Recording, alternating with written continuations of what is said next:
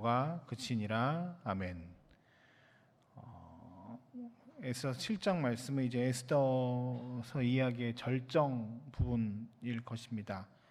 6장에 보면 아하수에로 왕은 밤에 잠이 이렇게 잘 안 들어서 그 역대 일지를 쭉 가다가 보다가 모르드게의 선행에 대해서 알게 됩니다. 반역자들이 암살 시도를 한 것에 대해서 모르드게가 이렇게 고발했고, 이것에 대해서 나중에 이 사람이 어떻게 잘 그 선처를 받았느냐라고 했을 때 그렇지 않는 것을 깨닫고 모르드게를 이렇게 눕히려고 합니다. 하만은 그 선이 자기한테 있는 줄 알고 막 이렇게 하다가 자신이 제일 싫어하는 모르드게가 이렇게 높아지는 것을 보면서 더욱 저 모르드게를 어떻게 해야겠다라고 하는 마음을 더 굳건히 하는 게 6장의 내용입니다.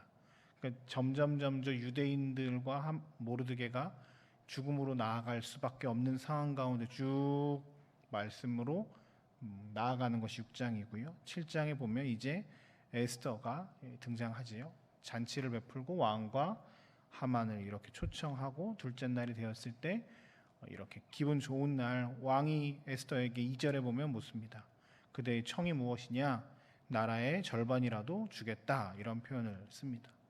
에스더는 그 기회를 삼아서 자신과 자신의 백성 민족을 살려달라라고 왕에게 구원을 요청했고, 왕은 어떻게 된 일인지를 알아봤더니 하만이 이 모든 일들을 통해서 이스라엘 민족을 죽이려고 했다는 것들을 알게 됩니다. 왕은 화가 나서 이렇게 잠깐 그 자리를 피했는데, 오늘 본문에 보면 하만이 이렇게 왕비에게 엎드려서 살려달라고 이야기를 하는 상황들을 왕이 들어오면서 봅니다.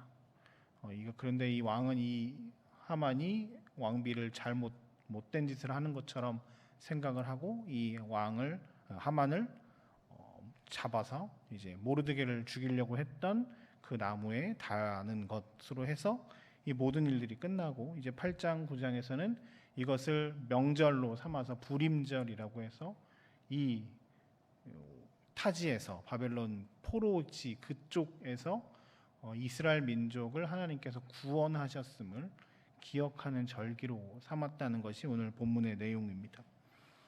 본문에 드러나는 메시지는 명확하게 있습니다. 첫 번째는 하나님께서 한 사람을 통해서 당신의 구원 계획을 나타내셨다는 사실입니다.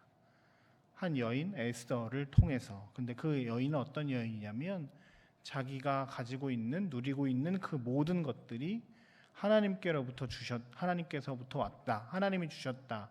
그리고 나는 나의 이 상황이 나의 유익과 이익을 위해서만 아니라 하나님의 영광을 위해서, 이 나라의 민족을 위해서 내가 사용되어지기 위해서 내가 이곳에 서 있다라는 것을 분명히 인식한 한 사람을 통해서 민족과 그 사람들이 구원을 얻었다는 사실을 나타내고 있습니다. 어제도 우리가 함께 나누었지만 하나님께서 우리의 삶의 주인 되심을 우리는 늘 고백하며 살아야 합니다.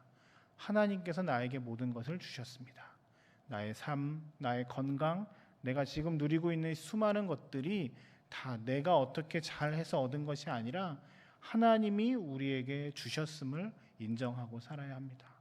그리고 그 상황 가운데서 하나님이 나에게 원하시는 것이 무엇인가? 우리 어제 수요일 예배에 나눴던 것처럼 부르심에 합당한 삶을 살아내야 하는 것이죠. 우리 가정에서 나를 부르신 이유, 우리 직장에서 나를 부르신 이유, 우리 교회에서 나의 상황에서 하나님께서 나를 부르신 이유가 무엇인가를 기억하고 그 부르심에 합당한 삶을 살려고 애쓰는 사람들에게 하나님께서 그를 귀한 하나님의 역사의 통로로 사용하신다라고 말씀하십니다. 하나님은 오늘도 우리의 삶에서 나타나셔서 또 우리의 삶에서 오늘 하루 우리에게 원하시는 것들이 분명히 있을 겁니다.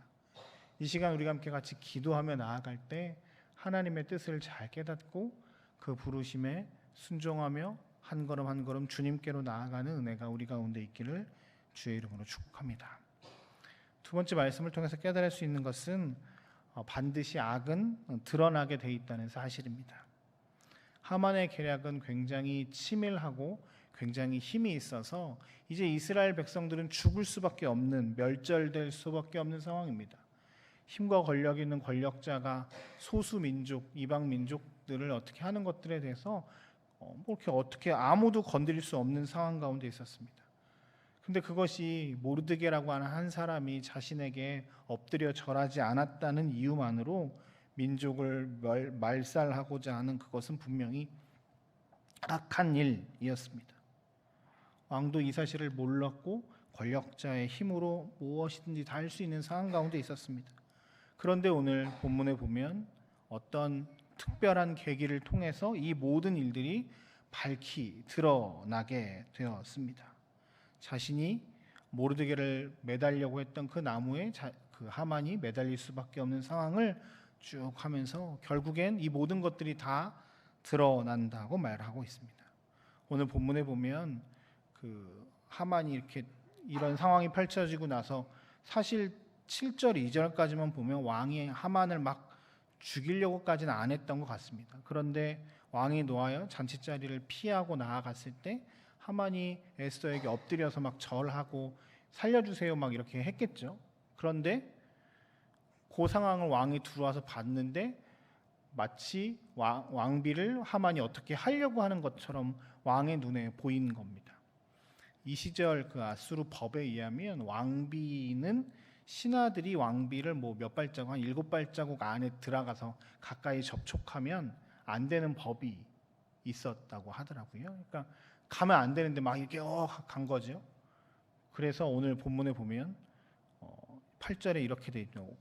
왕후를 강간하고자 하느냐라고 하는 이 말이 왕의 입에서 나오매 무리가, 그러니까 신하들이 하만의 얼굴을 쌌더라 이렇게 표현하잖아요. 이 하만의 얼굴을 쌌다라는 표현은 살인자나 혹 굉장히 중한 범죄를 저지른 사람들을 이렇게 처리하는 방식에서 얼굴을 콱 감싸는 거였다고 하더라고요. 그러니까 갑자기 일이 쭉쭉쭉쭉쭉 진행되면서 하만이 거의 최고의 권력가에서 살인자, 중형자로 확 바뀌게 되는 신분들이 사람의 어떠한 일이 아니라 하나님께서 이 모든 악행들을 아시고 이것들을 이렇게 처리하셨다라고 성경은 분명하게 묘사하고 있습니다. 우리는 가끔 세상은 악한 것들이 주관하고 있어서 악이 선을 이길 때 마음이 아플 때가 있습니다. 악한 자의 형통이 이해가 되지 않을 때가 있고 그리스도인들이나 의인들이 세상에서 여러 가지 어려움을 겪을 때마다 왜 이런 일들이 일어납니까? 라고 하며 하나님을 원망하는 경우도 있습니다. 그런데 분명한 것은 반드시 그 악은 드러나게 되어 있음을 우리는 알아야 합니다. 하나님의 심판대 앞에 모든 악은 반드시 드러나게 돼 있습니다.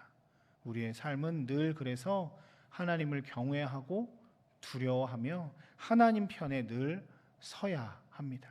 지금 당장 내 눈앞에 보이는 것들이 보이지 않는다고 한다 할지라도 하나님이 결국엔 심판하실 것이다라고 하는 하나님께 우리의 모든 것들을 맡기는 삶, 신앙을 통해서 나아가야 할 것입니다. 오늘도 우리는 하나님께서 베푸신 하루를 시작하려고 합니다. 세상은, 마귀는 우리에게 계속 유혹하여서 세상의 편에 설 것을, 선을 행하는 것이 아니라 악을 행해도 내가 잘 될 수 있다라고 이야기할 수도 있습니다. 그 상황 가운데 우리는 하나님의 심판이 있음을, 하나님께서 결국엔 악을 드러나게 하심을 기억하며 하나님 편에 서서 하나님이 원하시는 대로 믿음으로 걸어가는 저와 여러분들의 삶이 되시길 주의 이름으로 축복합니다. 이 시간 잠깐 함께 같이 기도하며 주님께 나아갔으면 좋겠습니다.